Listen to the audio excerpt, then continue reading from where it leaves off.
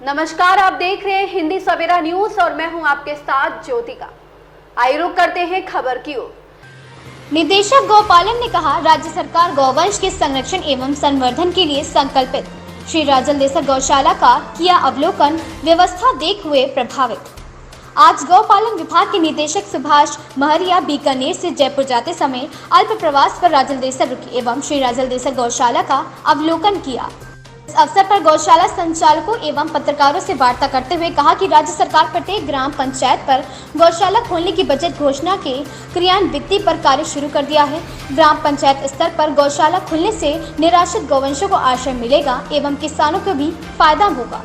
उनकी फसलों की रक्षा निराश्रित गौवंश जा सकेगी। ग्राम पंचायत या सामाजिक संस्था गौशाला खोल सकते हैं। गौपालन निदेशक ने बताया कि गौपालन विभाग गौशालाओं की अनुदान की प्रक्रिया में आने वाली समस्याओं को भी समाधान करते हुए प्रक्रिया का सरलीकरण करने का प्रयास किया जा रहा है। उन्होंने श्री राजल देसर गौशाला की व्यवस्था की प्रशंसा करते हुए कहा, यहाँ पर बनने वाले प्रोडक्ट भी काफ़ी अच्छे हैं। प्रदेश की अन्य गौशाला को भी यहाँ आकर अवलोकन करना चाहिए। उन्होंने गौशाला के चारागाह की भी प्रशंसा की। कहा कि श्री राजल देसर गौशाला आत्मनिर्भर बनने की ओर बढ़ रही है। इसी तरह प्रत्येक पंचायत समिति स्तर पर नंदीशाला खोलने का भी कार्य प्रदेश के लगभग सभी जिलों में शुरू हो चुका है। गौपालन निर्देशक ने बताया कि गौपालन विभाग राजस्थान सरकार एवं NDRI करनाल के सहयोग से आधुनिक तकनीकी से गौशालाओं में नस्ल सुधार हेतु भ्रूण प्रत्यारोपण पद्धति का कार्य भी शीघ्र शुरू किया जाएगा। इसी कार्य हेतु 650 पारकर नस्ल की गौवंश के भ्रूण जिससे 100% बछड़ी पैदा होगी NDRI करनाल से गौपालन विभाग ने मंगवाए हैं। गौपालन निदेशक ने यह भी कहा कि अन्य गौशालाओं को श्री राजल देसर गौशाला से प्रेरणा लेकर नवाचार शुरू करना चाहिए। गौशाला का संचालन कैसे किया जाए यह सीखा जाए। देसर गौशाला प्रदेश की आदर्श गौशालाओं की श्रृंखला में है। इस अवसर पर गौशाला के अनेकों कार्यकर्ता भी मौजूद रहे। शिव भगवान सोनी की रिपोर्ट। सर, राजस्थान सरकार द्वारा गौशालाओं के योजना के बारे में क्या क्या योजना चला रखी है? अनेक योजनाएं चला रखी हैं। गायों को अनुदान देने का काम तो गौपालन विभाग शुरू से ही कर रहा है। इसके अलावा गौशाला विकास योजना, ग्राम पंचायत स्तरीय गौशाला या आश्रय स्थल, नंदीशाला योजना जो पंचायत समिति स्तर पे है।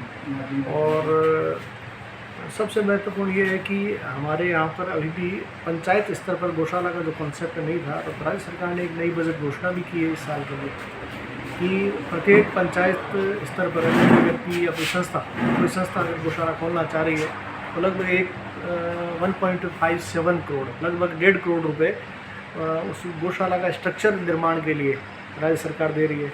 इस साल भी एक बजट घोषणा की गई है जिसके तहत प्रत्येक गौशाला है उसमें 3 फेज़ ट्यूबवेल कनेक्शन वो दिए जाने की भी घोषणा की गई है, जो कि भी प्रोसेस में है और चल रही है। अनुदान गौशालाओं के अनुदान के अंदर भी अनुदान को 6 महीने से बढ़ाकर 9 महीने किया गया है। अनेक अन्य योजनाएं भी संचालित की जा रही हैं और कुछ नई योजनाएं भी हम सोच रहे हैं कि और राजस्व विभाग के सहयोग से हम संचालित करें, जिसमें जो लैंड अलॉटमेंट है, जैसे ग्राम पंचायत स्तर पर यदि गौशाला की स्थापना की जाएगी तो सीधी सी बात है कि 3 साल तक जो रजिस्ट्रेशन की शर्त है वो पूरी नहीं हो सकती। और हमारा उद्देश्य है कि ग्राम पंचायत स्तर पर जो भी आवारा पशु हैं वो एक स्थान पर रहें।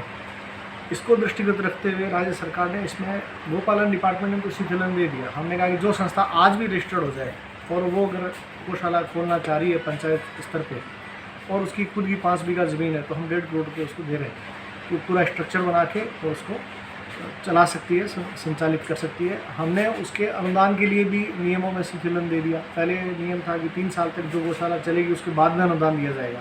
हम आज की डेट में वो अनुदान देने के लिए तैयार हैं।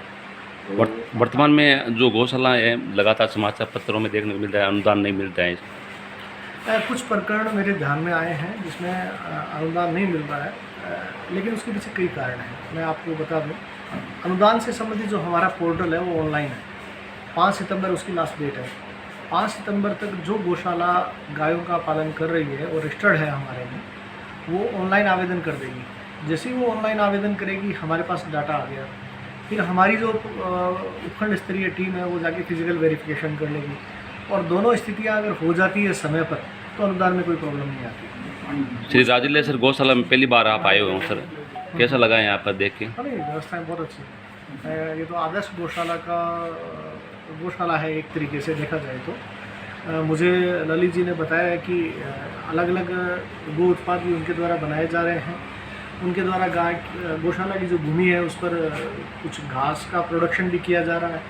बहुत अत्याधुनिक तरीके से गौशाला का संधारण किया जा रहा है। ये तो वो गौशाला है जिसको जिले की अन्य गौशालाओं को देखकर, इसको विजिट करके और ये सुधार है अपनी अपनी गौशालाओं में करना चाहिए। सर, जो अभी अनुदान रुका हुआ है गौशालाओं का, वो कब तक करेगा? नहीं, अनुदान रुका हुआ नहीं है।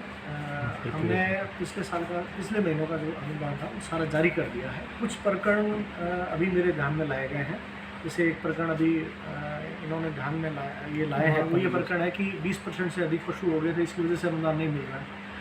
तो 20% पशु अधिक होने से अनुदान नहीं रुकता। अगर वास्तव में 20% से अधिक पशु है तो अनुदान मिलेगा। अब क्या टेक्निकल खामी रही है तो बिल्कुल जल्द ही हम दुरुस्त कर देंगे। सब एम्ब्रियो के बारे में एम्ब्रियो ट्रांसफर, हाँ, ईटीटी के तहत हम लगभग 650 एम्ब्रियो इस बार विभिन्न गौशालाओं को देने की एक योजना है हमारी। ये एनडीडीबी के सहयोग से योजना संचालित की जा रही है और थार पारकर नस्ल या जो राठी नस्ल है उसके एम्ब्रियो हम ट्रांसप्लांट कर सकते हैं। नई टेक्निक है, या ये कह सकते हैं कि टेक्निक पुरानी है लेकिन गौशालाओं में पहली बार आई है। गौशाला में अनेक गायें ऐसी होती है जो स्वस्थ होती हैं, और स्वस्थ गाय चाहे वो किसी भी नस्ल हो, उसमें अगर राठी नस्ल का एम्ब्रियो ट्रांसप्लांट किया जाएगा तो राठी नस्ल की ही बच्चियाँ पैदा होगी और उसमें 100% मुझे ये बताया गया है कि 100% बच्चियाँ ही होगी। तो अपना उद्देश्य है कि गौशाला केवल अनुदान पे डिपेंडेंट नहीं रहनी चाहिए। गौशाला को दूध का प्रोडक्शन भी करना चाहिए अगर उसके पास दुधारू गाय हैं। गौशाला को केंचुआ खाद भी बनानी चाहिए अगर उसके पास है। गौशाला को गो उत्पाद बनाने चाहिए ताकि जो सरकारी अनुदान है वो आपकी सहायता के लिए कि जो लोग गाय की सेवा कर रहे हैं उनको सरकार की तरफ से भी कुछ सपोर्ट मिले। बाकी गौशाला को आत्मनिर्भर होना चाहिए कि सरकार से अनुदान मिलने के बाद गौशाला अपना खर्चा खुद निकाल सकती है, ऐसी व्यवस्था होनी चाहिए। और इस संबंध में जो राजदेसर की गौशाला काम कर रही है, ललित दागी जी को मैं आज पहली बार मिला हूँ। कल मेरी बीकानेर में मीटिंग थी, मुझे कहा गया कि सर आप जब आए हो तो राजदेसर की गौशाला का विजिट जरूर करें। तो इसीलिए मैं फिर रास्ते में ललित जी का फ़ोन आ गया तो रुकना ही था और मैंने देखा बहुत अच्छी व्यवस्था है। मैं प्रभावित हूँ और इससे मैं कुछ सीख के जा रहा हूँ जो दूसरी गौशालाओं में वो कर करूँगा। धन्यवाद। इस खबर में बस इतना ही। बने रहिए हिंदी सवेरा न्यूज के साथ। नमस्कार, आप देख रहे हैं आजाद